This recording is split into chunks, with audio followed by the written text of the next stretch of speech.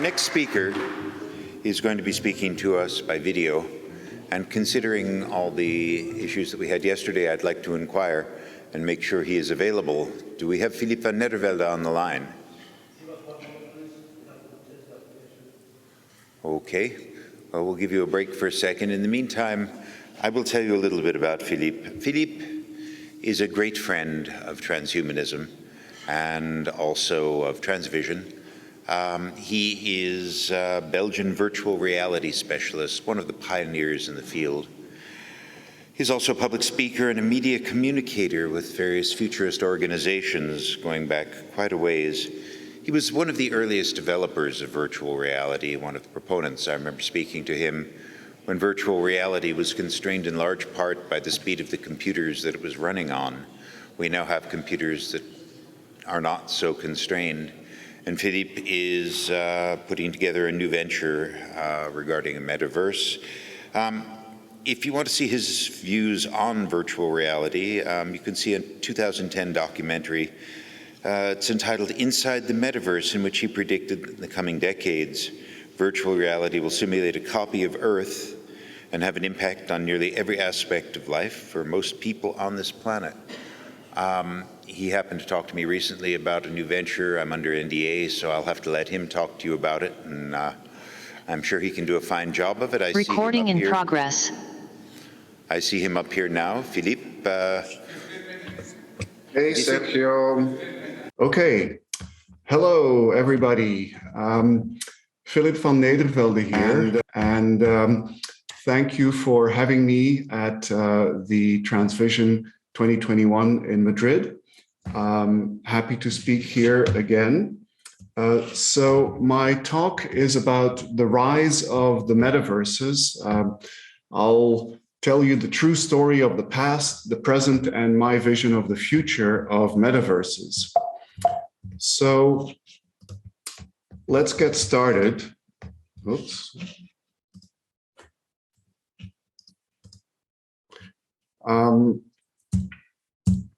So this is my noggin, and for those of you who are relatively new to transvisions or to transhumanism, I'll briefly mention that in the 90s, I was an advisor to the Extropy Institute and worked with Natasha and Max back then. In the late 90s, I was the co-author at the Foresight Nanotech Institute, where I was the European director for the guidelines for responsible nanotechnology development, which we did together with Eric Drexler, Ralph Merkel, Christine Peterson. In '99, together with Alexander Chislenko, who was a disciple of Marvin Minsky and Greg Birch, we headed up the first transhumanistically themed startup factory, which was called Up. And then I gave my first presentation and my coming out as a transhumanist was at Transvision 2000 in London. I also was the one of the key people behind a pre-mortem cryonics project in Switzerland called Vistasis. In the noughties, I started up with Sergio Tarrero, here present, the Rio hybrid organization for radical abundance, and so also with the Lifeboat Foundation, and then more recently, I've also been an advisor to the board of directors of Humanity Plus. On the virtual reality side, which is really germane to the topic of my presentation, I have been professionally active in virtual reality for over 30 years now, and I am a metaverse builder. To my knowledge, one of the oldest who continuously operated VR professionals and companies. I cut my teeth on metaverses in 1991 with Cyberterm. In 92, I worked on a project for creating a virtual reality interface for CompuServe, for those who remember that. And then I did an e-commerce simulator called Cybertown 93, founded eSpaces in 94, won an award for best VR application at the Barcelona VR World Congress in 2001 and other awards later on.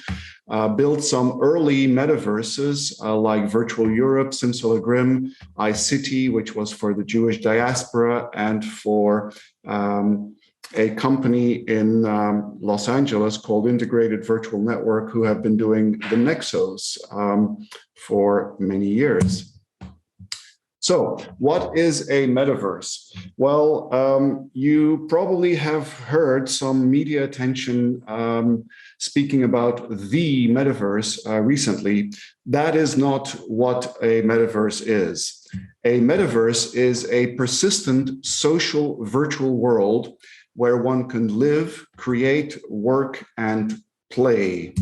So living means residing there, having a home, owning a home there, having land, a building, socializing there, consuming there, shopping there. Creating means that you have the ability in the metaverse to create so-called user-generated content, such as avatar skins, buildings, games, art in the form of non-fungible tokens, tools, widgets, accessories. Those of you who ever experienced Second Life will be familiar with these things. And you can also work there as an employee, an employer, etc., and play games in there, of course. So importantly, zooming in a little bit on the work aspect of metaverses, you can actually earn a real living there in a virtual world. And here are just some of the ways that a metaverse supports earning an entire livelihood, putting bread on the table of your loved ones, providing by means of working in these various ways. And this is not an exhaustive list in a metaverse. What is not the metaverse is what Mark Zuckerberg and other people from big tech have relatively recently started pontificating about as being the metaverse. Importantly, Magic Leap, the company that has pioneered a version of augmented reality glasses, they did it right. They didn't call their technology platform a metaverse, which it isn't, but they called it the Magicverse. And so when you hear Zuckerberg and others talk about the metaverse today, they are not talking about what has been the meaning of the word metaverse for over 30 years since Neil Stephenson coined it in 1992, if memory serves. So what they are talking about is digital twins with a digital world intimately tied to the physical world and giving additional information about it which is accessed by means of augmented reality glasses.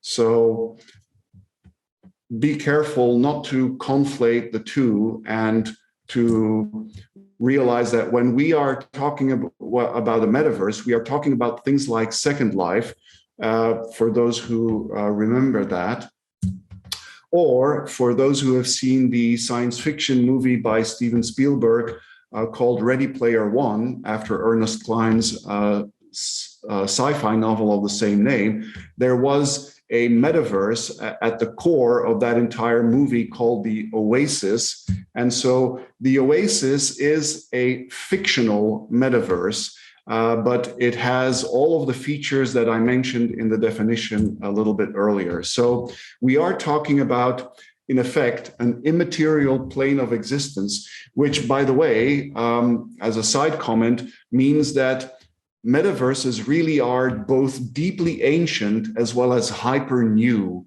because when you look in the Bhagavad Gita or the Vedic scriptures, they will talk about the astral plane, which is an immaterial plane of existence, right? So we are technologically realizing that deeply ancient notion of an immaterial plane of existence, where you can have a full existence inside of a virtual world. Now, let's take a closer look at the recent history of metaverses. If you listen to the likes of Mark Zuckerberg and others talking about the metaverse, singular, which is not going to happen, they make it look as if metaverses are the latest, newest fad or gizmo, bling thing in the world, especially in the world of the internet. However, that's not the case. The history of metaverses, the technological realization of this deeply ancient idea of an immaterial plane of existence, has precursors that go all the way back to the 70s, where things started first by having simulators for flight simulators and tank simulators get networked into a battlefield simulator. And so you had the first simulators that were networked together and that were fighting together in a kind of what William Gibson called a cyberspace. And then there was also the first-person shooter, which started in 1973, 1974, which was networked. So you could basically have a first networked multi-user first-person shooter. That was in 1974 with May's War. Now, fast forward to the middle of the 80s, we finally have the first real pioneers of consumer-facing metaverses with Habitat by Lucasfilm. That was made by Chip Morningstar and F. Randall Farmer, and that morphed into Club Carib. And so those were not virtual reality yet. They were graphical visualizations rendered in real time in 2D or in 2.5D of a virtual world, a persistent social virtual world where you could live, work, create, and play. And therefore, they really deserve to be considered the very first metaverses. So you see, that's in the middle of the 80s. And so metaverses have been around for quite a while. In the 90s, I joined the fray. And so as I mentioned earlier, I worked, my very first virtual reality project in 1991 was working on an Australian metaverse called Cyberterm. And then later on, I moved to working on metaverses called the Nexos and iCity. And then fast forward again to the noughties, that's the decade during which we saw the first fully fledged realization of a well-developed metaverse in the form of Second Life, which for the first time achieved the critical mass in terms of number of users to achieve an internal marketplace that was viable. So Second Life was the first metaverse where people could actually earn a real living, and they did, by selling avatar skins that they made, et cetera, et cetera. In the 2010s, there was the notable successor to Second Life with High Fidelity. And then in the latest few years, there's been a huge revival of classical metaverses in the form of blockchain-powered metaverses where you can buy virtual land, such as Decentraland and Somnium. And even Facebook has announced a big project called Horizon, which has been in alpha phase development hell for 3 or 4 years now. That's when they started talking about it. But Horizon was Facebook's way of joining the fray of the metaverses, and now Mark Zuckerberg is talking about something different. You have 2 more minutes. Okay, so today we are in the middle of what we call the metaverse wars. They are very much like the browser wars, and yours truly is an entrant in those browser or metaverse wars. We announced our own metaverse project back in May. And here are some screenshots of our Infinity Tower at the center of our metaverse. an NFT palace, a meta mall, a meta congress, because we will also have a constitution and, of course, a democratic governance system for the metaverse that we are building. So with regard to the future of metaverses, the browser or the metaverse wars, just like the browser wars, will result in an industry consolidation, leaving only a handful of metaverses at the end. We will have very soon, we hope to introduce Oasis quality graphics, but rendered in real time on all devices. And hopefully we will have an interoperable set of metaverses with portable avatars and content. And to finish on a perspective or a vision for the deep future of metaverses, I think they will evolve to maybe become what John Smart has called the innerverse, where instead of going only out into physical space, we go internally inside and we develop permutation city-like. That's a reference to a sci-fi novel by Greg Egan. Maybe we will become mind uploads into metaverses rather than avatars. And there we will be able to form MetaMind group or hive minds. And then ultimately, I think we can combine the inner verse with the exploration of outer space, inner space and outer space, by populating